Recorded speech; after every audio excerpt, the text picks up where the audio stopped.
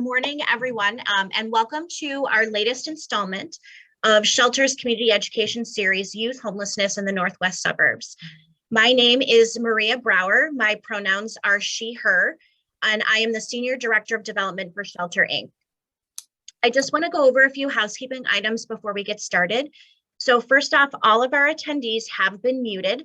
If you need assistance or have a question, the chat feature has been disabled, so please use the Q&A feature and we will address your needs as soon as possible. There will be time at the end of the presentations for your questions, so please be sure to input your questions using the Q&A feature. And if you need technical assistance, you can call or text our event helpline at 847-348-9240. And I apologize, I usually have a slide with that, but it didn't want to cooperate this morning. So again, that number is 847-348-9240. The webinar is being recorded, and we will send everyone who registered a link to the recording in the next few days. We will also email the CEU certificates, and this webinar is worth one continuing education unit.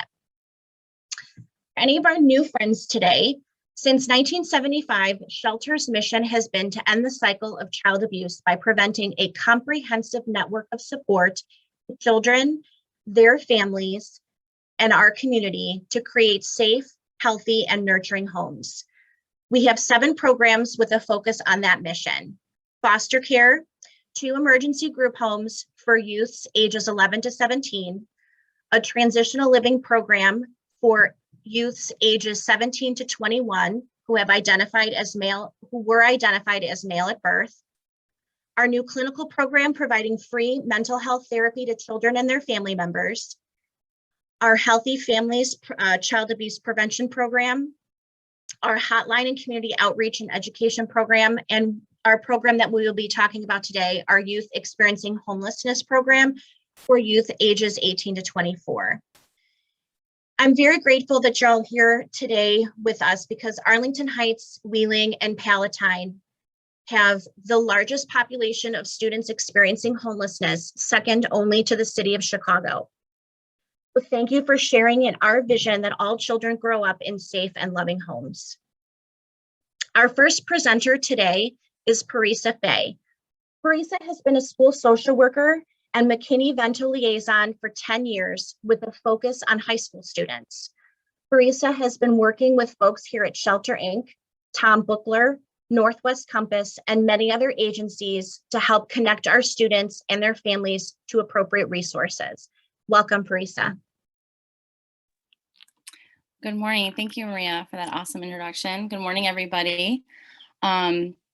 It's nice to be here today and share some of my experiences today with you all. As Maria has mentioned, I've been working with Shelter, Inc. Pretty closely for several years since being a social worker at Rolling Meadows High School. So along with my other job responsibilities as a school social worker at Rolling Meadows, a significant amount of time and resources and effort is put into working with Mckinney-Vento students. And I wanted to pop on as a panelist today when speaking to Nina and Maria earlier this summer and just talk about like what our experiences are working with these students and how we can support them. And I realized that it really does, as cliche as it sounds, take a village to help these students.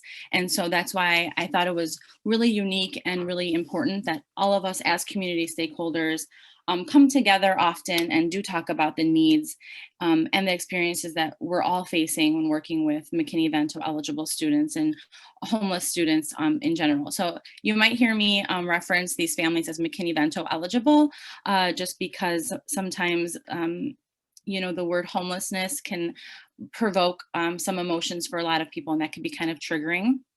And so a lot of times in the school systems, we just use Mckinney-Vento eligible. And I do have a couple talking points on the screen that I can share my screen with you guys in regards to kind of what I wanted to cover today. Let's see if I can. Do you guys see my screen? Let's see. Yes. Yep. Oh, okay, wonderful. Yeah, and so the McKinney-Vento Act is something that we often reference. And I'm sorry, I just have to double check if I have the right screen up. I apologize. The joys of technology and all that goes into it. And so I have some talking points just in regards to what we're experiencing here at the school system. And of course, COVID and COVID-19 and the pandemic and everything that we have been dealing with economically and emotionally with the pandemic has played a significant role when supporting McKinney-Vento eligible students. However, for a very, very long time, we have noticed that students have been struggling with homelessness and with lack of fixed, adequate, and reliable environment to reside in. And so what we have here is we have just the basic foundations of the McKinney-Vento Act and how we know if youth are eligible or not and how we support them.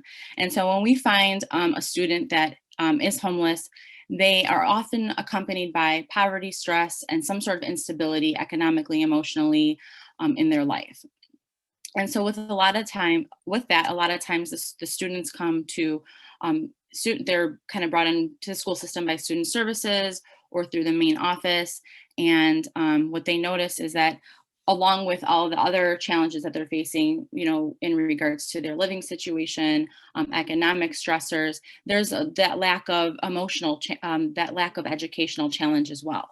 And oftentimes when students are dealing with kind of jumping around from school to school or not having a stable education system, that can cause a lot of stress and anxiety. And so when we enroll students, just speaking for us at Rolling Meadows High School, our school is that only source of stability for them. And so what we do is we support the students by removing all the barriers that young person might be facing.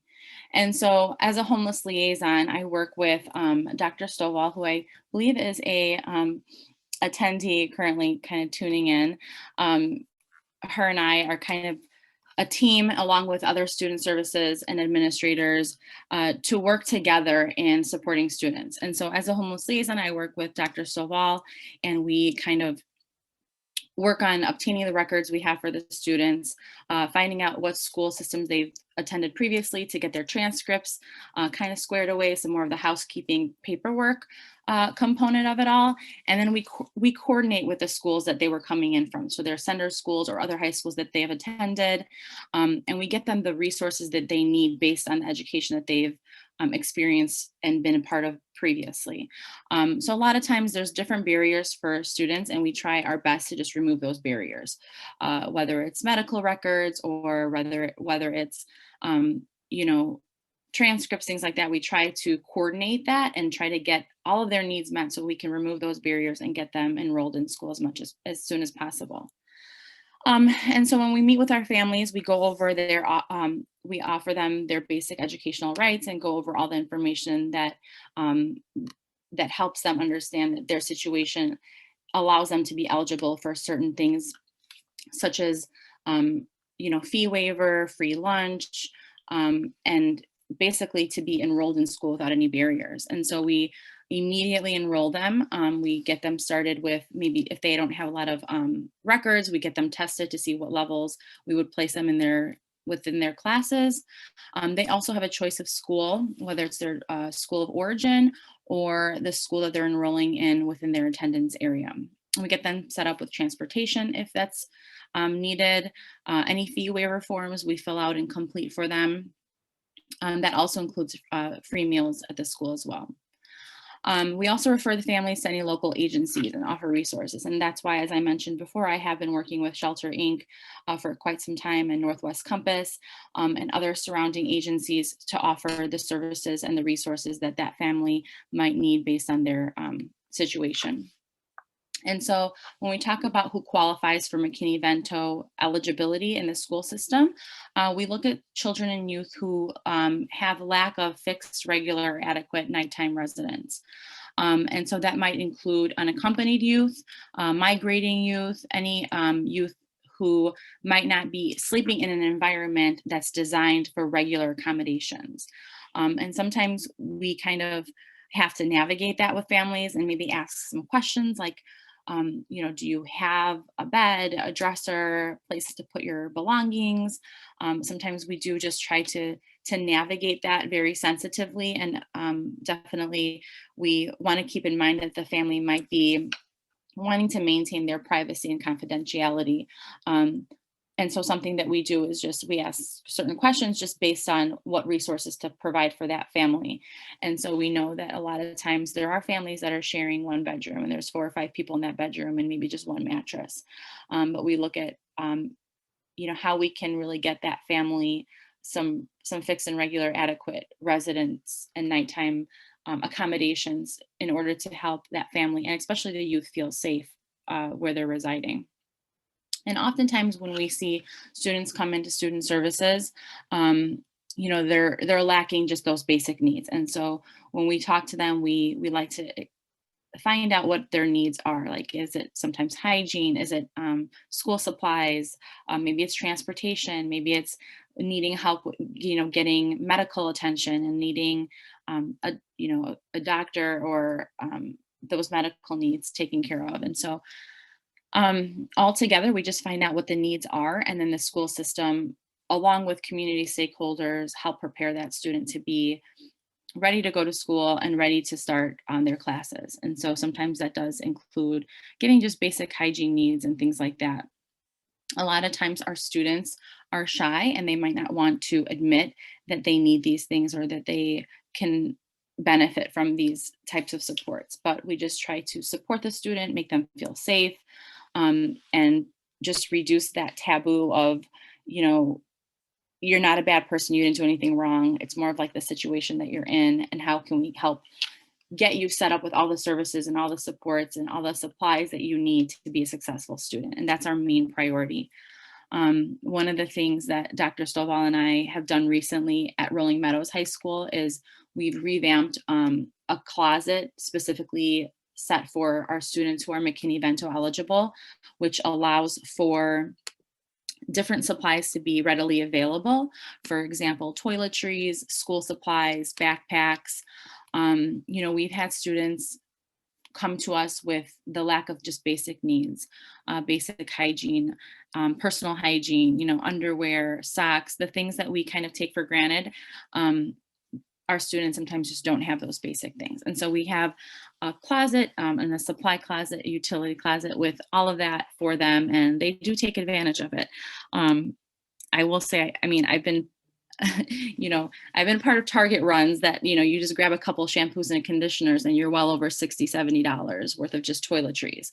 And so that's they're expensive and they cost a lot of money when families are living paycheck to paycheck, if they even have a paycheck, or if they struggle with just putting food on the table, buying toiletries is not a priority for them. And so those are the things that we like to provide and support. And even cleaning supplies, toilet paper, paper towels, pots, pans, things like that. And so we do have that readily available for families. And it's been really helpful to have that support when students come and just need those supplies just to get started with school. In regards to their classes, they usually start right away. Like I said, we don't allow for any barriers to take place.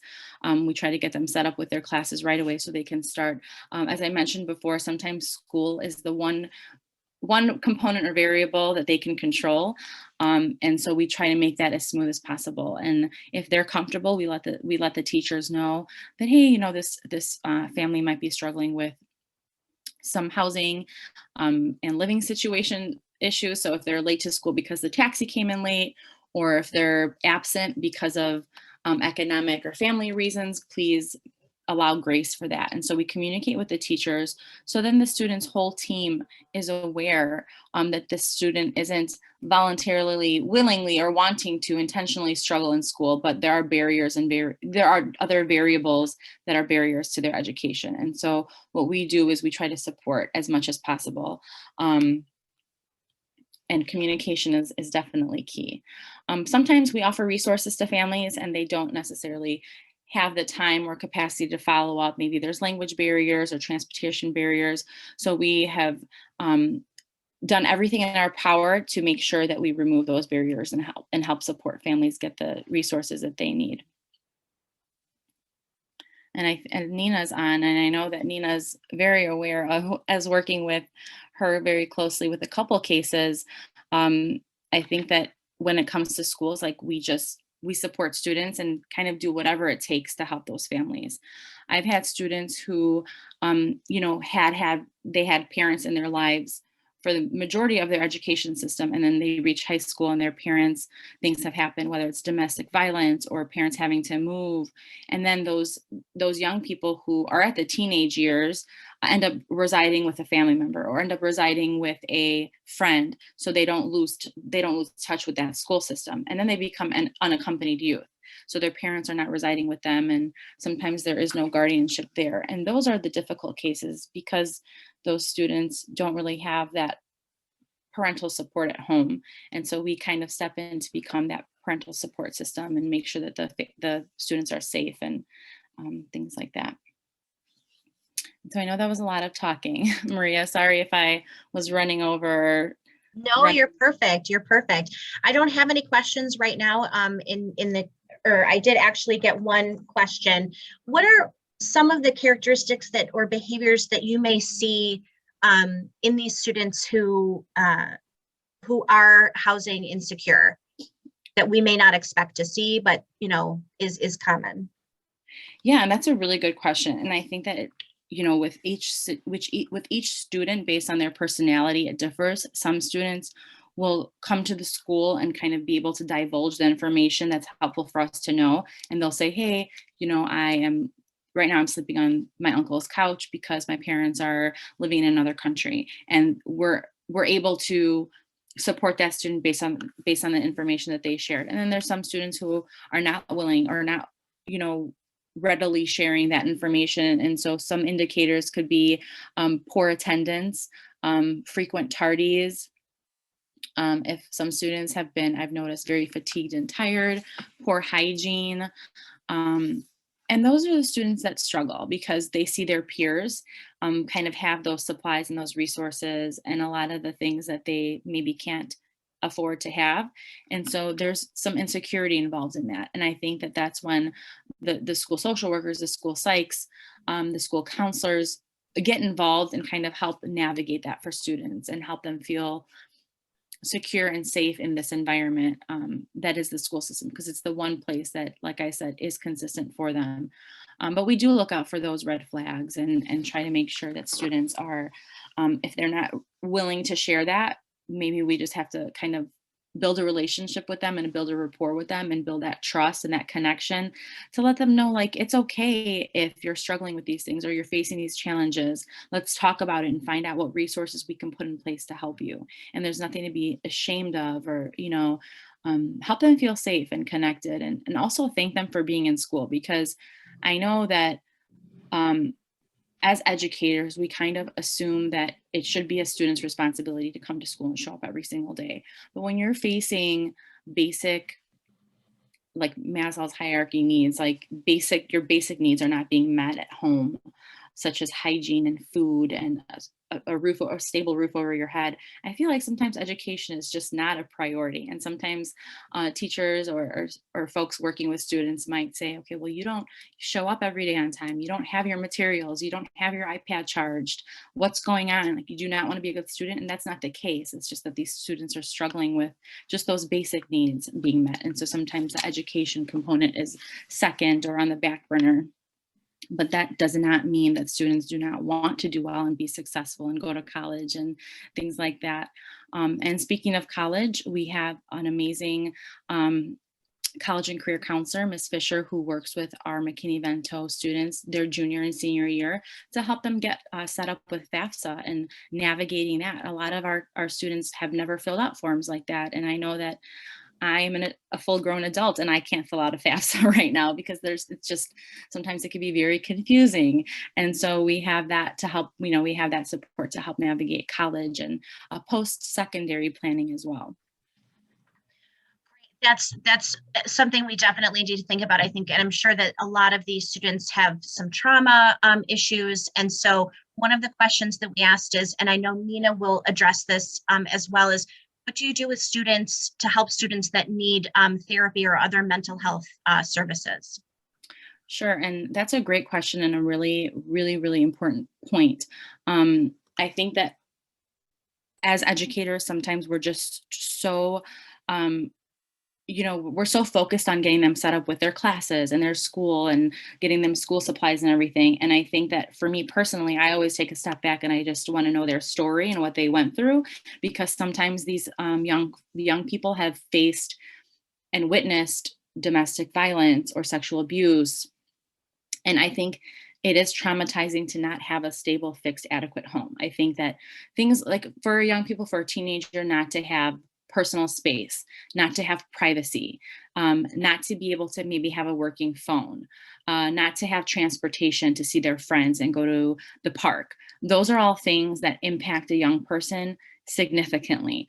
And I think that it's important for us to keep that in mind. Although our goal is to get them enrolled in school, that emotional component is extremely important. We do have at Rolling Meadows High School a number of groups, social emotional counseling groups available for students. We have an Alexian Brother representative coming to our school to help our student services team meet the needs of our students.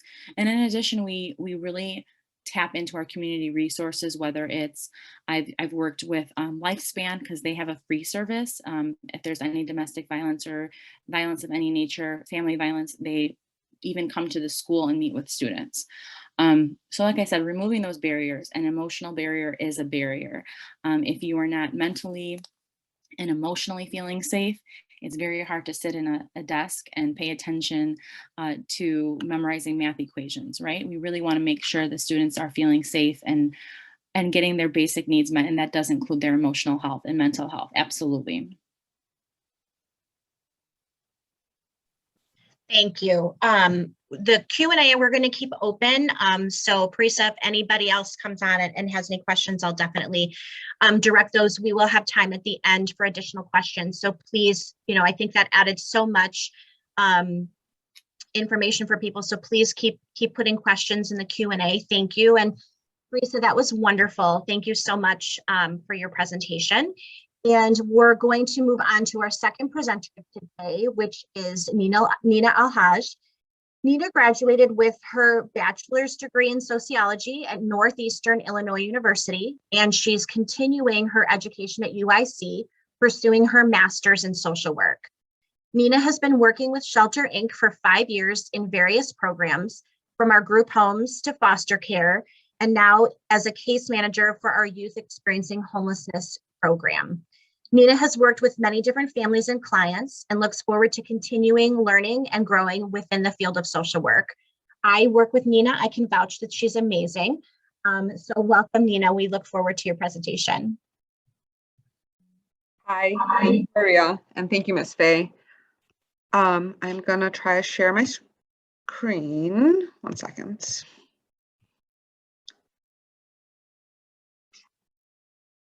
Of course.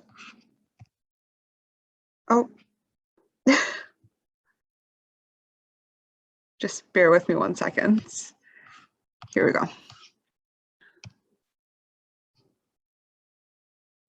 Can you see my screen, Maria? Looks good. Yep. Perfect. Thank you. So as Maria said, I am Nina Alhaj. I am the Youth Experiencing Homelessness Case Manager. I wanted to start off a bit about explaining our program.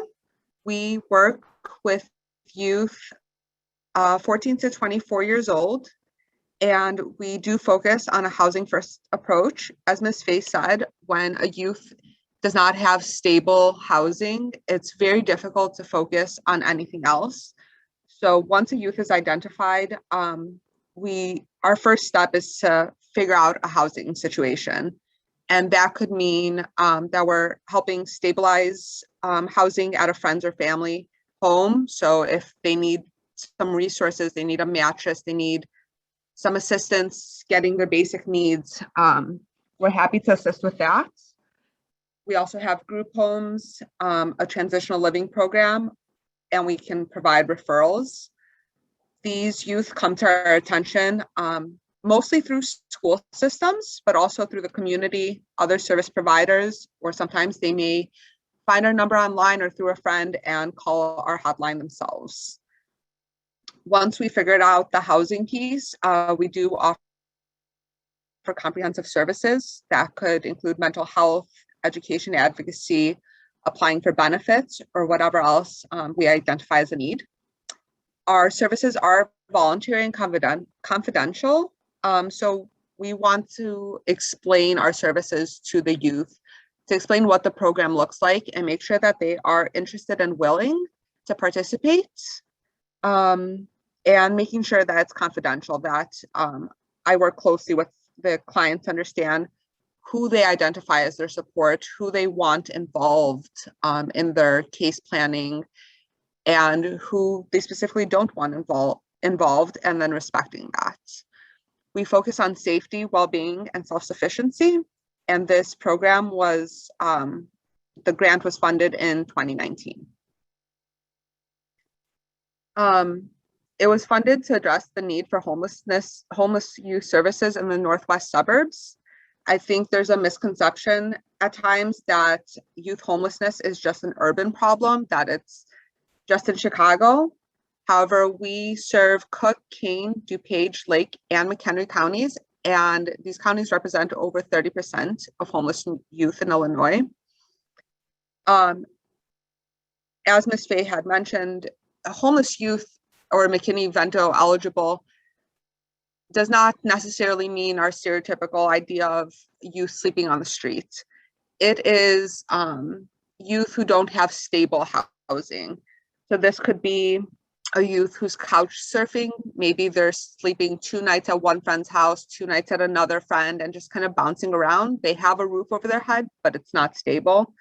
It could be a youth living at home with parents, but their basic needs aren't met, but feels unsafe, or maybe they're living in a hotel. A youth does come to mind. She was 17, about to turn 18. She was living at home with her father and her brother, and due to a financial issue, they were no longer allowed to stay in that home. And the father's solution was to move states to go stay with distant relatives that the youth did not feel comfortable with. She had worked hard all these years to achieve good grades, and she was now in the middle of her senior year. And she had decided that her father had not previously been able to provide stability, and she was not interested in following him on this plan to a different state. So she decided she wanted to stay, but she was concerned about how she would provide for herself. Thankfully, the school was informed of this, and they were able to get in contact with us so that we could help provide stability for her through our transitional living program. And she was able to stay, finish high school, continue working. And as of yesterday, actually, she's been in our program for about 1.5 years, and she just informed me that she was accepted for her own apartment and that she will be moving into independent living in the next couple of weeks. So that's just an example of what homeless youth can look like. Between 2015 and 2017, the area's homeless population rose by 55%. There were 1,850 students experiencing homelessness, and currently the numbers have been difficult to determine as the impact of the pandemic is unknown. Because so many of the homeless youth are students, it is very important to keep a good relationship with the schools and to make sure the schools are informed of the services in the community so that they can reach out and let us know what we can do to help. I think sometimes youth do have a hard time coming forward and letting the school know their situation. There could be fear, fear that they'll get in trouble, fear that their families will get in trouble, fear of DCFS getting involved, or possibly just a mistrust in the system. Maybe they've asked for help in the past and felt like their situation was worsened, or that there was no follow through and they simply don't want to get involved or ask for help anymore, which makes it that much more important that when they are asking for help, that services can be offered in a timely manner and in a trusted way that they know they're there, and we're not letting them down. In some townships within these counties, more than 43% of residents are foreign born and have a language other than English as their primary language. This can cause cultural isolation, insufficient support systems, limited education, and lack of socialization. I don't think there's any one factor that causes homelessness or housing insecurity or anything like that. However, we do know with multiple challenges, the risk for child abuse, neglect, and homelessness rises. So we want to make sure that we are providing as many services as we can and removing as many barriers possible on the road to their success. As I mentioned earlier, we do have multiple options for housing depending on the situation and the age. One of the options is our emergency shelter. This is for youth 14 to 17 years old. We have the Jennings Home for Girls in Schaumburg and the Boys Group Home in Palatine. I know sometimes hearing the term shelter or group home can cause some panic or fear, but we do work hard to make sure we're providing a comfortable home-like setting. Our staff are skilled in trauma-informed care. This means they understand how to properly redirect behaviors, how to react in an emergency. They promote stable access to school and mental health services or work. When your housing is not stable, it may be difficult to get to the services or to school. So making sure that transportation is set up and that they can get where they need to go. They also facilitate healthy family interactions, whether that's a call or a visit, and provide age-appropriate activities. So they may do a cooking group, go take a walk, have a game night, a spa night, whatever it is that is going to provide some normalcy for the youth and just let them be kids. Our goal is family reunification when it's in the best interest of the youth. So with that, it is important that we are listening to the story, speaking to everyone involved, and understanding that sometimes reunification is not in the best interest and could possibly be detrimental. In those cases, we want to work to come up with an appropriate plan, maybe identifying a relative or friend that they can move in with, or a long-term program that we can get them into. We also have our transitional shelter or transitional living program for young adults 18 to 24 years old. In this program, youth are allowed to stay for 24 months in an apartment, usually with a roommate. And during this time, we're providing services to address mental health needs, to strengthen their life skills and work towards independence. In this program, clients are required to either work or go to school, and we work on budgeting in the form of paying at least 30% of their income towards rent, which is then saved for them and returned to them once they leave the program to assist in their own independent living situation, whether that's moving costs or first month, last month, whatever it is that they need to take care of to achieve independence. Some youth don't need this option. In those cases, we are able to assist with supportive services. So if they have somewhere to stay, but they need a mattress, they need hygiene products, they need school supplies, and removing that financial barrier will allow them to stay in a stable home. We're happy to make that happen. Regardless of which housing option or their age, we begin with assessing the youth's safety and then coming up with a care plan if it's needed. We then complete an individualized assessment and begin case management planning We do make sure that the youth is involved. We want them to know what's going on. We want their input. We want the goals to reflect what they would like to achieve, and that they feel like the goals are attainable, so that they want to work towards them. Of course, we provide housing and any essential items that they may need. In some cases, our programs are full. In those cases, we do provide referrals and provide whatever we can to assist in the meantime until they are matched with an appropriate program. We've talked a lot about offering supportive services, and here's a few.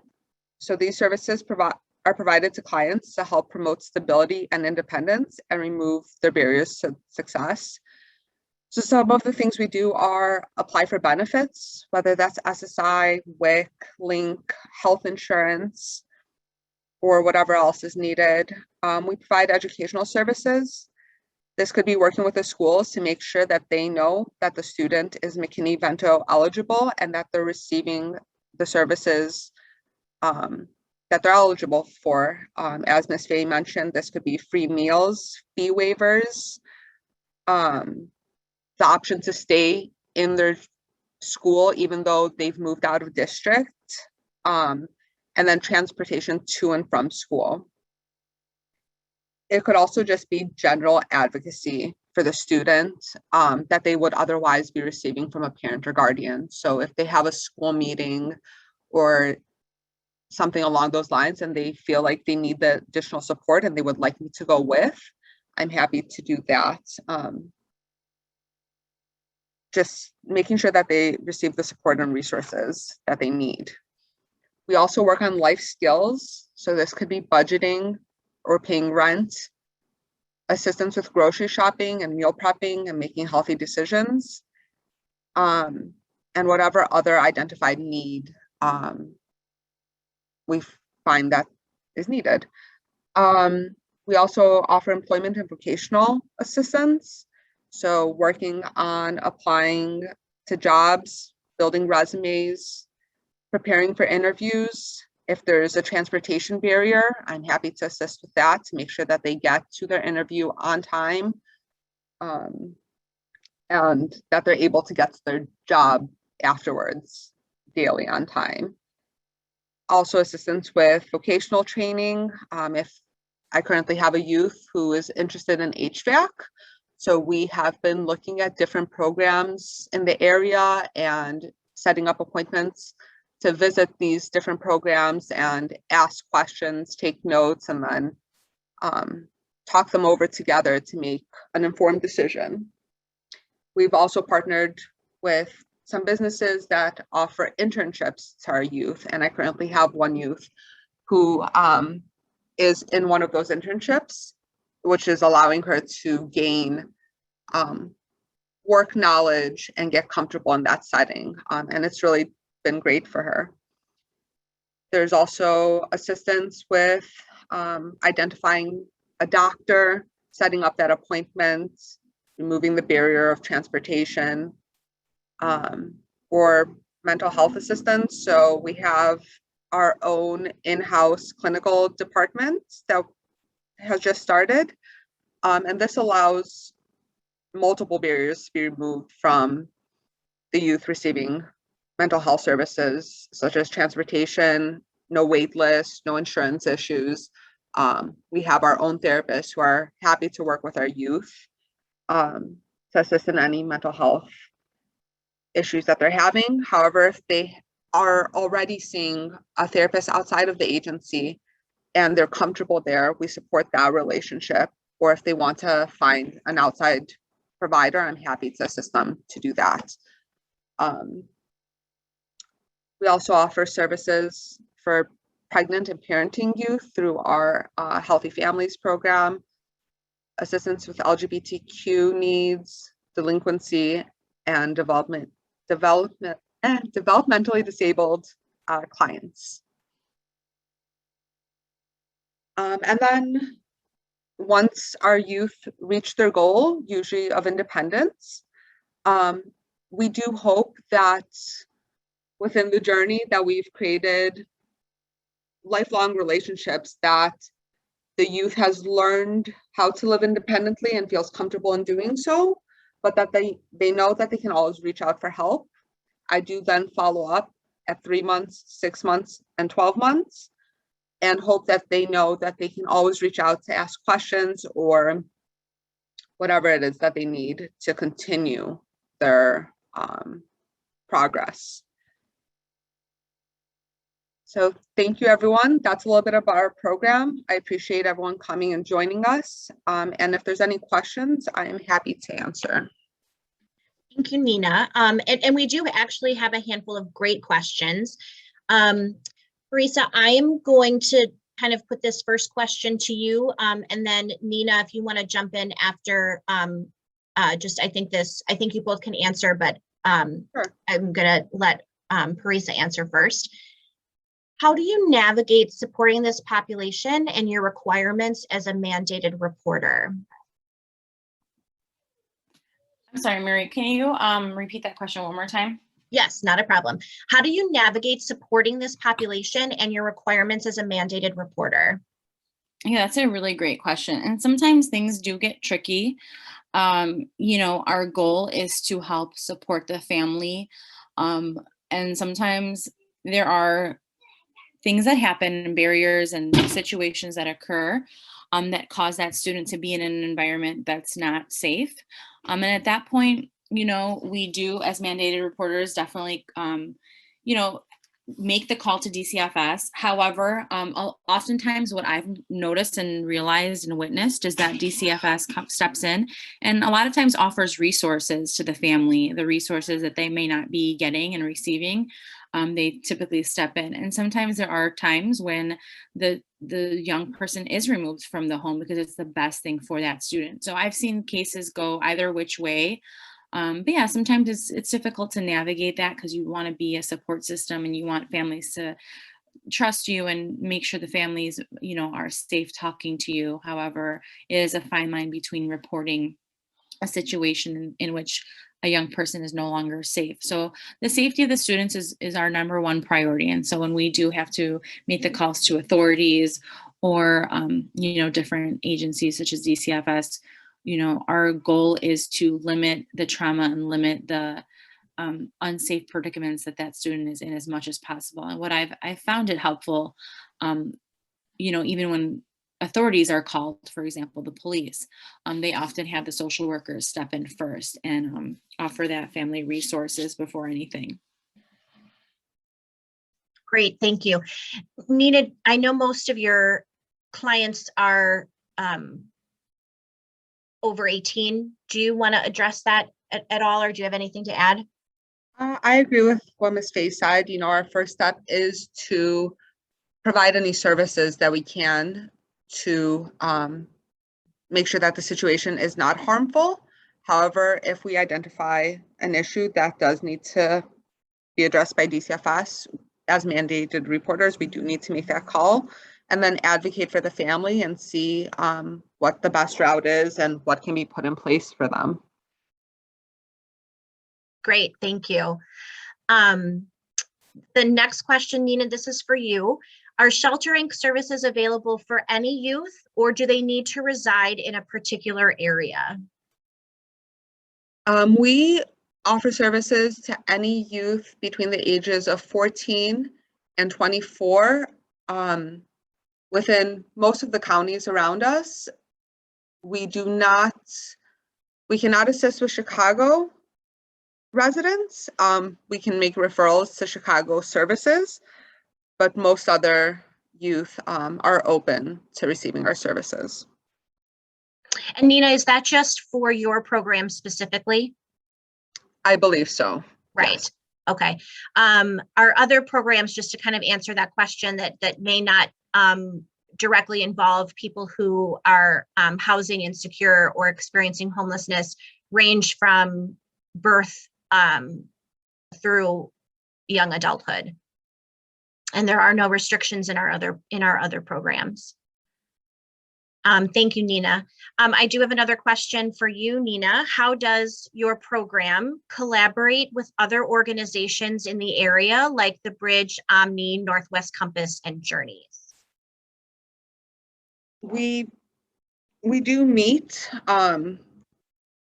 There's a monthly homeless youth meeting that we all take part in, and then whatever needs to be done, if we all have a pretty good relationship with each other, and if we need to reach out and figure out services between the agencies, we're always happy to do that. I'm not sure.